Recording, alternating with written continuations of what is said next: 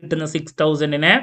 So 13.65%. അപ്പോൾ നിങ്ങൾക്ക് long period of അതിൻ്റെ മൂല്യം അതാണ്, കോമ്പൗണ്ടിങ് ആണ് അവിടെ നടക്കുകയാണെങ്കിൽ നിങ്ങളിവിടെ കോടീശ്വരനായിരിക്കും. ഇവിടെ 20 വർഷം ആകുമ്പോൾ തന്നെ 1,91,00,000 നിങ്ങളുടെ ഇൻവെസ്റ്റ് ചെയ്തതിൻ്റെ എമൗണ്ട് എത്തും.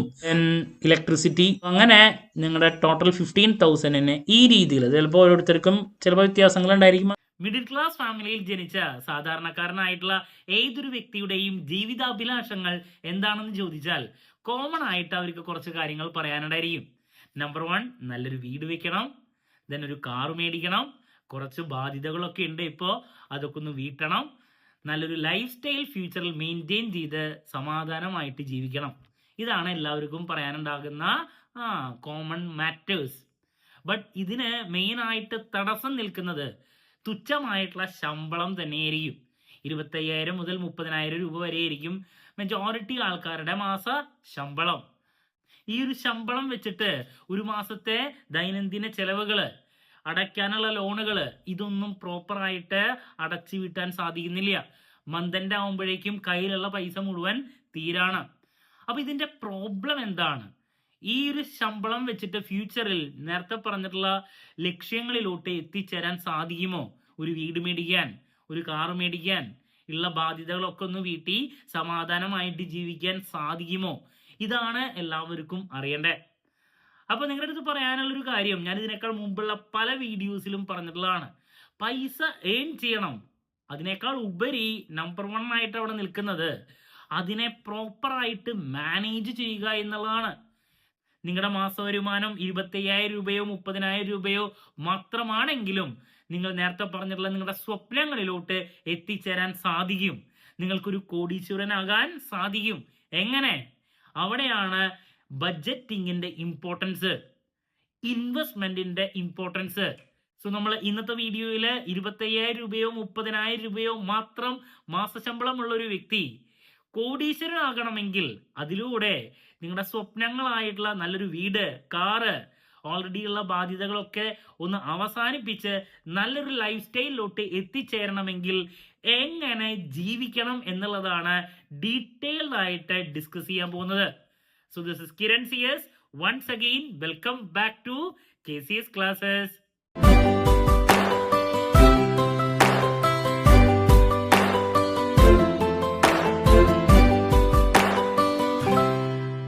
സോ നമുക്ക് എന്തെങ്കിലും വീഡിയോയിലോട്ട് പോകാം. അപ്പോൾ 25,000-ന് പകരം നമ്മളൊരു 30,000 രൂപയാണ് മാസത്തിൽ എന്ന് കൊടുക്കുകയാണ്. എത്രയാണെങ്കിൽ നിങ്ങളുടെ സാലറി എത്രയാണെങ്കിൽ അത് മനസ്സിൽ വെക്കുക. അപ്പോൾ 30,000 രൂപയാണ് നിങ്ങൾ മാസത്തിൽ എയിൻ ചെയ്യുന്നതെങ്കിൽ നിങ്ങൾ എയിൻ ചെയ്യുന്ന എമൗണ്ടിനെ കാറ്റഗറൈസ് ചെയ്യേണ്ടത് ഈ രീതിയിലാണ്. നിങ്ങൾക്ക് എത്രയാണോ ശമ്പളം ലഭിക്കുന്നത് അതിൻ്റെ 50% നിങ്ങളുടെ നീഡ്സിന് വേണ്ടിയിട്ട് മാറ്റിവെക്കണം. എന്താണ് നീഡ്സ്? നമ്മുടെ ദൈനംദിന ആവശ്യങ്ങൾ, ഫുഡ്, ദെൻ നിങ്ങൾ താമസിക്കുന്ന റെൻ്റൽ ഹൗസിനാണെങ്കിൽ റെൻറ്റ് കൊടുക്കേണ്ടതായിട്ട് വരും. സ്വന്തമായിട്ട് വീട് ഉണ്ടെങ്കിൽ ചിലപ്പോൾ അതിന് EMI ഉണ്ടെങ്കിൽ അത്, ദെൻ അതല്ലാണ്ട് കോമൺ ആയിട്ടുള്ള വേറെ EMIs മറ്റു കാര്യങ്ങളൊക്കെ ഉണ്ടായിരിക്കും. ദെൻ ഇലക്ട്രിസിറ്റി ബില്ല്, അല്ലെ, വാട്ടർ ബില്ല്, അങ്ങനെ ദൈനംദിന ആവശ്യങ്ങൾക്ക് വേണ്ടിയിട്ട് നിങ്ങൾ എമൗണ്ട് മാറ്റി വെക്കേണ്ടതായിട്ട് വരും. നിങ്ങൾ ഏൺ ചെയ്യുന്ന എമൗണ്ടിൻ്റെ 50%. ഓക്കെ, അപ്പോൾ അതാണ് ഫസ്റ്റ് പറഞ്ഞിട്ടുള്ളത്. ദെൻ അതിനുശേഷം നിങ്ങൾ 30% നിങ്ങളുടെ വാൺസിന് വേണ്ടിയിട്ട് മാറ്റി വയ്ക്കണം. എന്താണ് വാൺസ്? എല്ലാ വ്യക്തികൾക്കും എൻ്റർടൈൻമെൻറ്റ്സ് ആവശ്യമാണ്. ചിലപ്പോൾ ഒരു മാസത്തിൽ നിങ്ങൾ ചെറിയൊരു ഹോളിഡേ ട്രിപ്പ്, ചെറിയൊരു ഔട്ടിങ്, ഒരു മൂവി, അല്ലെങ്കിൽ ചിലപ്പോൾ 1-2 മൂവി കാണാം. അങ്ങനെ നിങ്ങളുടെ വാൺസ് ഉണ്ടായിരിക്കും. നിങ്ങളുടെ ഹോബീസിന് വേണ്ടിയിട്ടൊക്കെ നിങ്ങൾ എമൗണ്ട് സ്പെൻഡ് ചെയ്യേണ്ടതായിട്ട് വരും. അപ്പോൾ മനുഷ്യനല്ലേ, അപ്പോൾ 30% നിങ്ങൾ അതിന് വേണ്ടിയിട്ട് മാറ്റിവെക്കുക. ഇത് അപ് ടു 1 പേഴ്സൺ ആണ്.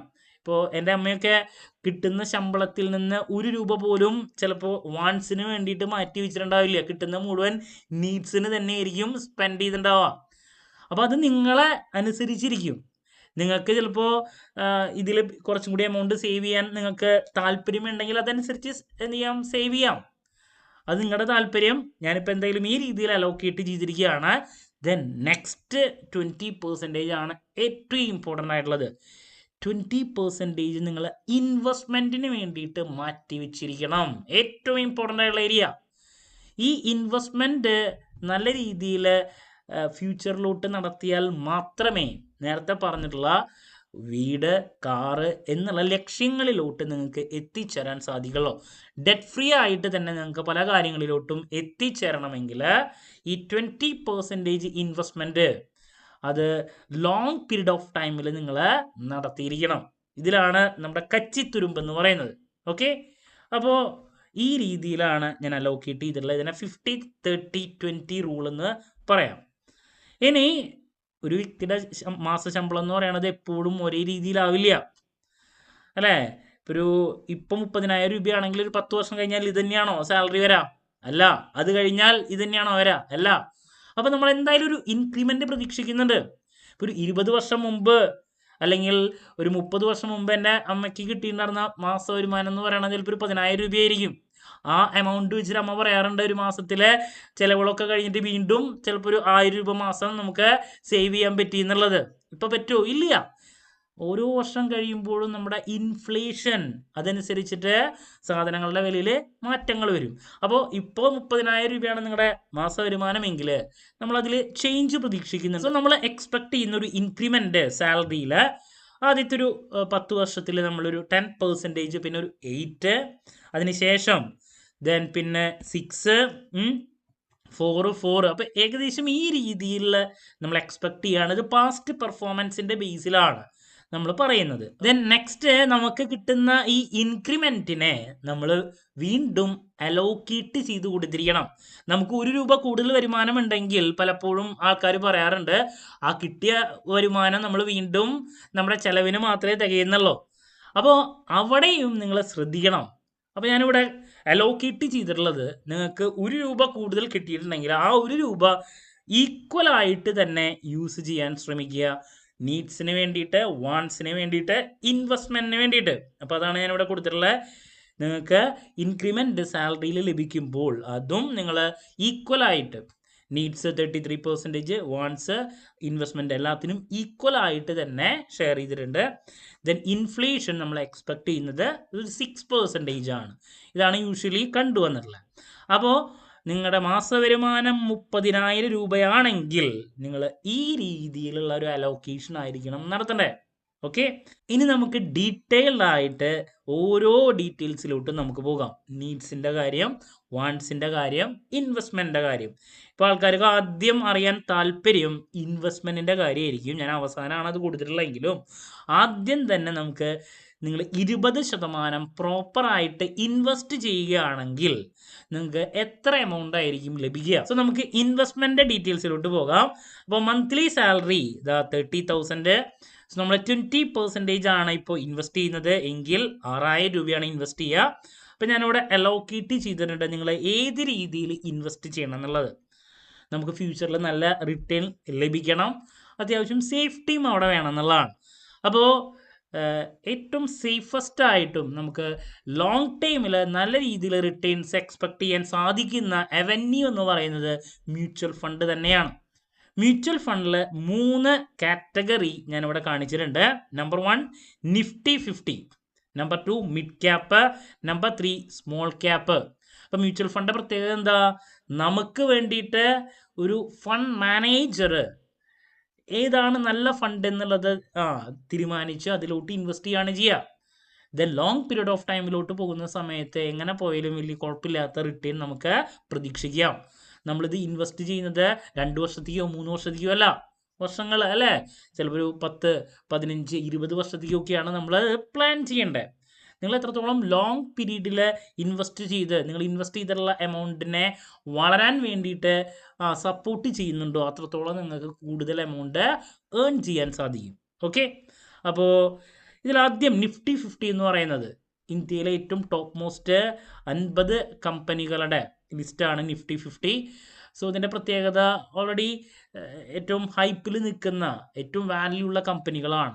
അപ്പോൾ അതുകൊണ്ട് തന്നെ റിസ്ക് എന്ന് പറയുന്നത് കമ്പാരിറ്റീവ്ലി ഈ നിഫ്റ്റി 50 ഇൻഡെക്സിൽ ഇൻവെസ്റ്റ് ചെയ്തിട്ടുണ്ടെങ്കിൽ കുറവായിരിക്കും, റിട്ടേണും അതനുസരിച്ച് കുറവായിരിക്കും. റിസ്ക് കുറയുമ്പോൾ റിട്ടേൺ കുറയും.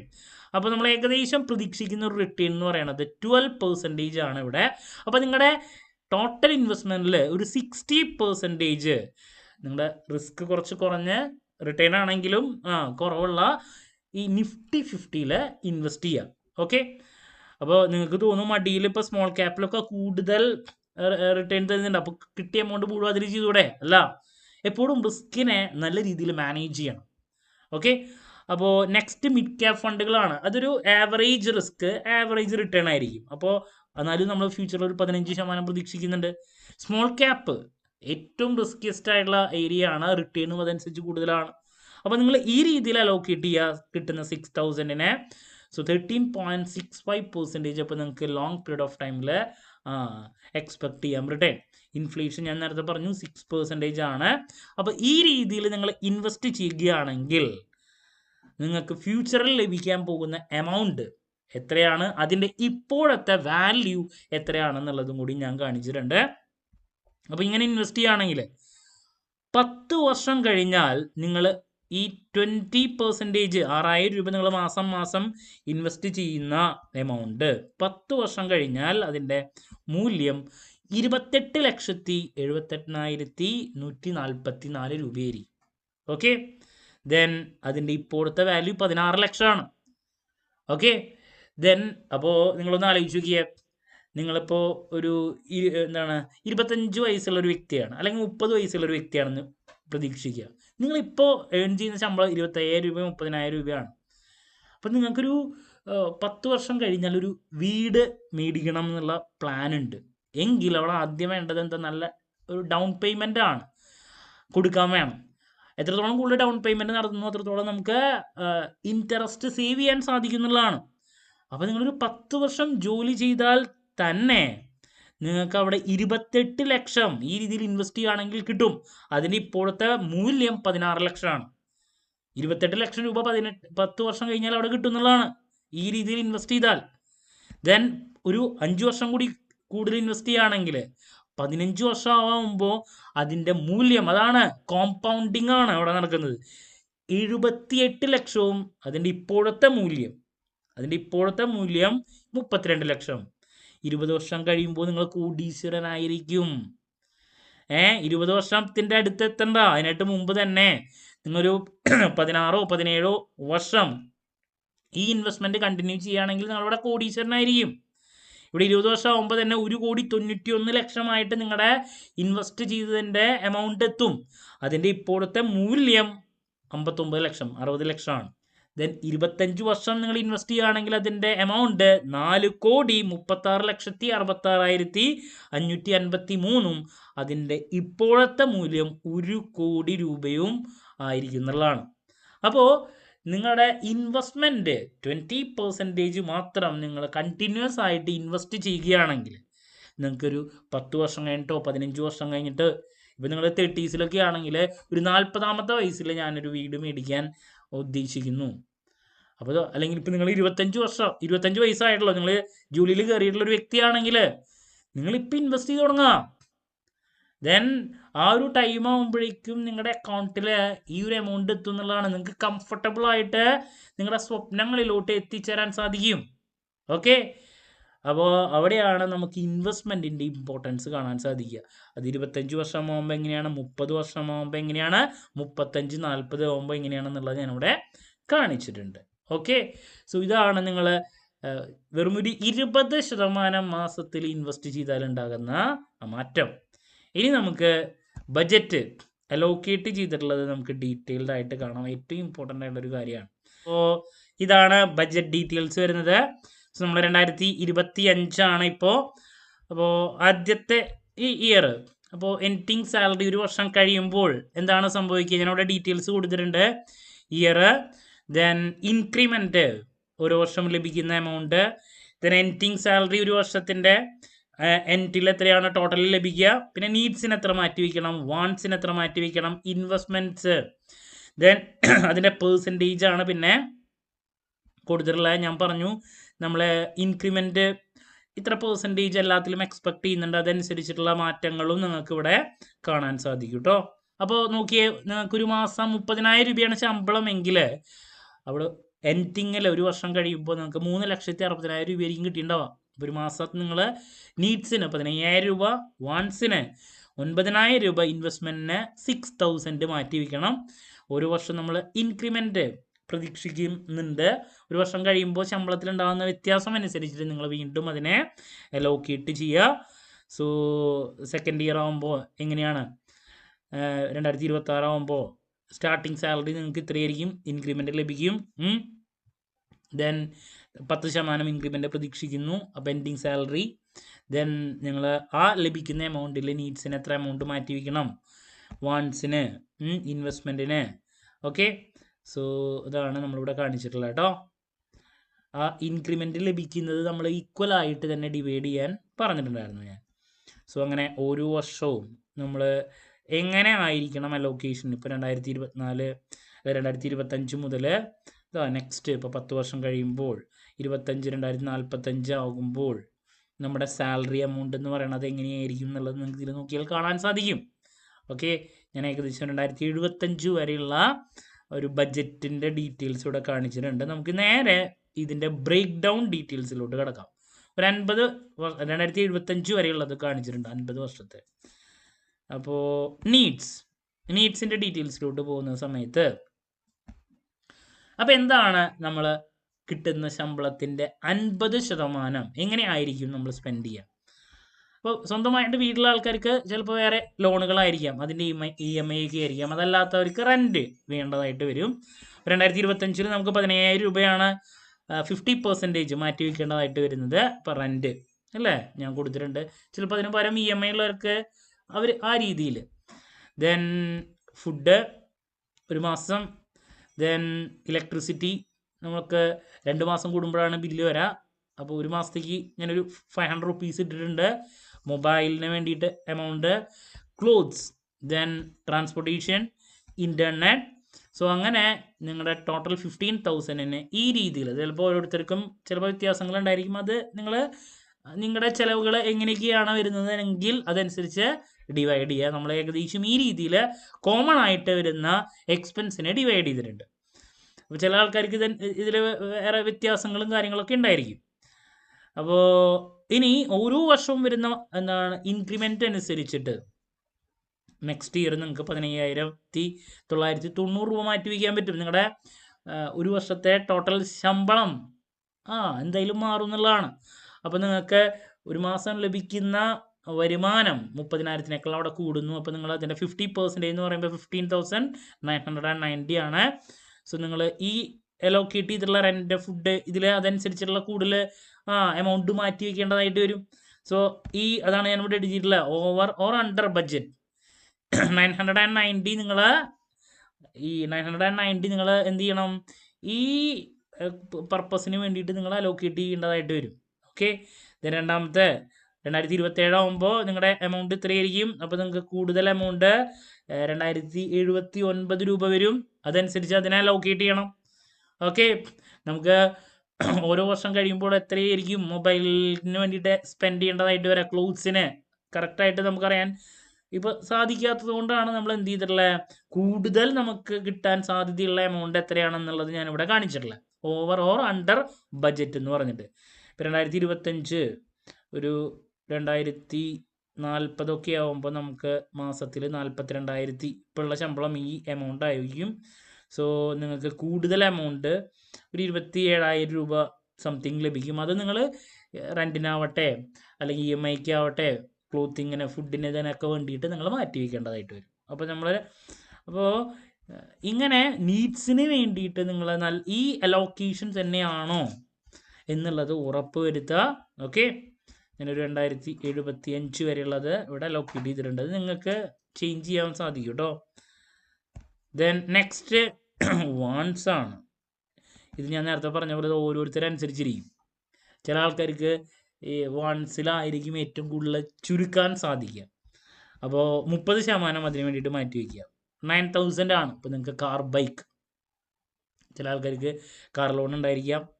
അപ്പോൾ അതിൻ്റെ ചിലപ്പോൾ എക്സ്പെൻസസും മറ്റു കാര്യങ്ങളും അതിന് വേണ്ടിയിട്ട് ഒരു 3,000. ഇനി പുതിയൊരു ഫോൺ മേടിച്ചിട്ട് പൈസ കളയുന്ന ആൾക്കാരുണ്ടായിരിക്കും. അപ്പോൾ അതിൻ്റെ EMI. ഇത് ഫോണിന് വേണ്ടിയിട്ടെന്ന് പറഞ്ഞാൽ ഉദ്ദേശിച്ചിരിക്കുന്നത് നമ്മളെന്താ, ഒരു വർഷത്തിൽ നിങ്ങൾക്ക് എത്ര എമൗണ്ട് മാറ്റി വയ്ക്കാൻ സാധിക്കും നിങ്ങളുടെ ശമ്പളം വെച്ച്. അപ്പോൾ അതനുസരിച്ചുള്ള ഫോൺ മേടിക്കുക. ഇതൊരു വർഷമല്ല, ഒരു മാസത്തിൽ അതനുസരിച്ചുള്ള ഫോൺ.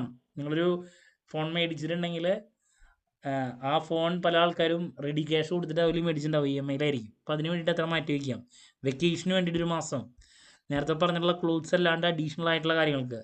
ദെൻ ഡൈനിങ് ഔട്ട്, പുറത്ത് പോയിട്ട് നമുക്ക് എന്തായാലും അല്ലേ ഒരു നേരം പോക്ക് ഫുഡ് മറ്റു കാര്യങ്ങളൊക്കെ വേണ്ടതായിട്ട് വരും, അതിനൊരു 1000 രൂപ. അങ്ങനെ 9000 നമ്മൾ ഈ രീതിയിലാണ്. ഇതാണ് നിങ്ങളുടെ വാൺസ് എന്ന് പറഞ്ഞിട്ട് നമ്മൾ പറയുന്നത്. അപ്പോൾ അതിലും നമുക്ക് ഓരോ വർഷം ചേഞ്ചസ് വരും അല്ലേ. ഞാനതിൻ്റെ എമൗണ്ട് ഇട്ടിട്ടില്ല, നിങ്ങൾക്ക് അതനുസരിച്ച് ഓരോ വർഷം കൂടുതൽ നമുക്ക് ലഭിക്കുന്ന എമൗണ്ടാണ് നമ്മൾ അതുപോലെ നിങ്ങൾ കാണിച്ചു കഴിഞ്ഞാൽ അറിയാൻ പറ്റും കേട്ടോ.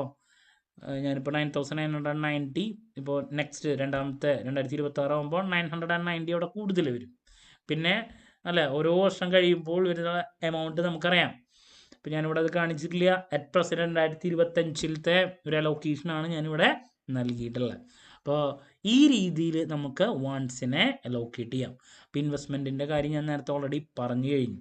അപ്പോൾ നിങ്ങൾക്ക് എത്രയാണോ ശമ്പളം ലഭിക്കുന്നതെങ്കിൽ നല്ല രീതിയിൽ നിങ്ങൾ അലോക്കേറ്റ് ചെയ്ത് ഇങ്ങനെ കൊടുക്കുകയാണെങ്കിൽ നിങ്ങളുടെ ജീവിതം അധികം സ്ട്രഗിൾ ഇല്ലാണ്ട് മുന്നോട്ട് പോകുന്നുള്ളതാണ്. പല ആൾക്കാരും പറയുന്ന ഒരു കാര്യമാണ്, എത്ര എമൗണ്ട് കിട്ടിയാലും മന്ത് എൻഡ് ആകുമ്പോഴേക്കും തീരുന്നു. എന്തുകൊണ്ട് തീരുന്നു? ബഡ്ജറ്റ് ചെയ്യുന്നില്ല. പ്രോപ്പറായിട്ട് ബഡ്ജറ്റ് ചെയ്യുകയാണെങ്കിൽ നിങ്ങൾക്ക് ഒരുപാട് എമൗണ്ട് അവിടെ സേവ് ചെയ്യാൻ സാധിക്കും. പല ആൾക്കാരും എഴുതി വയ്ക്കുന്നില്ല. അപ്പോൾ ഈ എക്സൽ ഷീറ്റ് പോലെയുള്ള കാര്യങ്ങൾ നിങ്ങൾ യൂസ് ചെയ്യുകയാണെങ്കിൽ നിങ്ങൾക്ക് എത്രയാണ് ഇപ്പോൾ മാസം ശമ്പളം കിട്ടുന്നതെങ്കിൽ നമുക്കറിയാം 30,000 25,000 രൂപയാണെങ്കിൽ നിങ്ങളതിൽ ഇത്ര % ആയിരിക്കണം നിങ്ങളുടെ ഈ പറയുന്ന കാര്യങ്ങൾക്ക് വേണ്ടിയിട്ട് മാറ്റി വയ്ക്കേണ്ടത്. അതിൽ കൂടുന്നുണ്ടെങ്കിൽ അപ്പോൾ അത് വാൺസിൽ അഡ്ജസ്റ്റ് ചെയ്യേണ്ടതായിട്ട് വരും. ഇൻവെസ്റ്റ്മെൻറ്റ് അപ്പോൾ അതിൽ ഏറ്റവും ശ്രദ്ധിക്കേണ്ട ഒരു കാര്യം, ഞാൻ ആദ്യം എന്തുകൊണ്ട് ഇൻവെസ്റ്റ്മെൻറ്റിലോട്ട് പോയി ചോദിച്ചിട്ടുണ്ടെങ്കിൽ കിട്ടുന്ന എമൗണ്ടിൽ ഇൻവെസ്റ്റ്മെൻറ്റിലോട്ട് 20% മാറ്റി വെച്ചതിന് ശേഷം മാത്രമേ ബാക്കിയുള്ള കളികൾ ചെയ്യാൻ പാടുള്ളൂ. പലരും നീഡ്സിനും വാൺസിനും വേണ്ടിയിട്ട് എമൗണ്ട് മാറ്റി വെച്ചിട്ട് ബാലൻസ് എമൗണ്ട് ഉണ്ടെങ്കിലേ ഇൻവെസ്റ്റ് ചെയ്യാറുള്ളൂ. അങ്ങനെയല്ല ചെയ്യേണ്ടത്. ഫസ്റ്റ് 20% ഇൻവെസ്റ്റ്മെൻറ്റിലോട്ട് കൊടുക്കുക. അതിനുശേഷം നിങ്ങൾ എന്ത് ചെയ്യുക, നിങ്ങളുടെ നീഡ്സ് അതുപോലെ തന്നെ വാൺസ്. ഓക്കെ, വാൺസിലാണ് നമുക്ക് ചെറിയൊരു പിടുത്തം കിട്ടുള്ളൂ. പല ആൾക്കാരും ഏറ്റവും കൂടുതൽ എമൗണ്ട് സ്പെൻഡ് ചെയ്യുന്നത് വാൺസിലോട്ടാണ്. Car, phone, vacation, cloth, dining out, ഇതിന് വേണ്ടിയിട്ടാണ് മെയിനായിട്ടുള്ള എമൗണ്ട് കൂടുതൽ സ്പെൻഡ് ചെയ്യുന്നത്. ഇത് വേണ്ടാന്നല്ല. നിങ്ങളുടെ ഫ്യൂച്ചർ സേഫ് ആകണമെങ്കിൽ ആദ്യം ഇൻവെസ്റ്റ്മെൻറ്റിലോട്ട് പ്രോപ്പറായിട്ട് എമൗണ്ട് അലോക്കേറ്റ് ചെയ്യുക, ദെൻ നീഡ്സ്, അതിനുശേഷം ദെൻ വാൺസ്. അപ്പോൾ ഇതൊക്കെ പ്രോപ്പറായിട്ട് ചെയ്താൽ മാത്രമേ നല്ല സമാധാനമായിട്ടുള്ള ജീവിതം നിങ്ങൾക്ക് ലഭിക്കുകയുള്ളൂ. അങ്ങനെയുള്ള ആൾക്കാർക്ക് പ്രശ്നങ്ങൾ വളരെ കുറവായിരിക്കും. നമ്മുടെ തലയിലുണ്ട് എൻ്റെ ശമ്പളം ഇത്രയാണ്, ഇതനുസരിച്ചിട്ടുള്ള കളികൾ എനിക്ക് കളിക്കാൻ പറ്റുള്ളൂ എന്നുള്ളത്. ഇനി നിങ്ങൾക്ക് ഇതിനേക്കാൾ കൂടുതൽ ലക്ഷ്യങ്ങളുണ്ടെങ്കിൽ അവിടെ എന്താ വേണ്ടത്, നിങ്ങളുടെ സ്കിൽ ഇമ്പ്രൂവ് ചെയ്യുക. സ്കിൽ ഇമ്പ്രൂവ് ചെയ്ത് നിങ്ങളുടെ ഇൻകം കൂട്ടുക, എന്നിട്ട് നിങ്ങൾ കൂടുതൽ സ്പെൻഡ് ചെയ്യുക. അവിടെ സ്പെൻഡ് ചെയ്യുമ്പോഴും ഈ ഒരു പ്രപ്പോർഷൻ നിങ്ങൾ കീപ്പ് ചെയ്യാൻ ശ്രമിക്കുക, 50-30-20. എങ്കിൽ നിങ്ങളുടെ ജീവിതം മാറി മറിയുന്നുള്ളതാണ് നിസ്സംശയം പറയാൻ സാധിക്കും. ഒരുപാട് വ്യക്തികൾ ചോദിച്ചിട്ടുണ്ടായിരുന്നൊരു ചോദ്യമാണ്, എൻ്റെ ശമ്പളം ഇത്രയുള്ളോ, സോ ഞാൻ എങ്ങനെ എൻ്റെ എമൗണ്ടിനെ ബഡ്ജറ്റ് ചെയ്യണം, എനിക്ക് ഫ്യൂച്ചറിൽ നേരത്തെ പറഞ്ഞ ലക്ഷ്യങ്ങളിലോട്ടൊക്കെ എത്തിച്ചേരണമെങ്കിൽ. ചില ആൾക്കാർ ചോദിച്ചിട്ടുണ്ടായിരുന്നു, എൻ്റെ ശമ്പളം ആ കൂടി 16,000 രൂപയുള്ളോ, എനിക്കൊരു മാസം 20,000 രൂപയുടെയും 25,000 രൂപയുടെയും ചിലവുണ്ട്. അപ്പോൾ എങ്ങനെ മാനേജ് ചെയ്യണം, അതാണ് നമ്മളിവിടെ 1 by 1 ആയിട്ട് കണ്ടത്. ക്ലാരിറ്റി കിട്ടിയെന്ന് പ്രതീക്ഷിക്കുന്നു. സോ നിങ്ങളുടെ അഭിപ്രായങ്ങളും സംശയങ്ങളും ഒക്കെ കമൻറ്റ് ചെയ്യുക. അതനുസരിച്ചുള്ള വീഡിയോസ് ഞാൻ നിങ്ങൾക്ക് നൽകുന്നതായിരിക്കും. മറ്റൊരു വീഡിയോയുമായി വീണ്ടും കാണാമെന്നുള്ള പ്രതീക്ഷയോടെ നിർത്തുന്നു. This is Kiran CS signing off. Have a nice day. Thank U.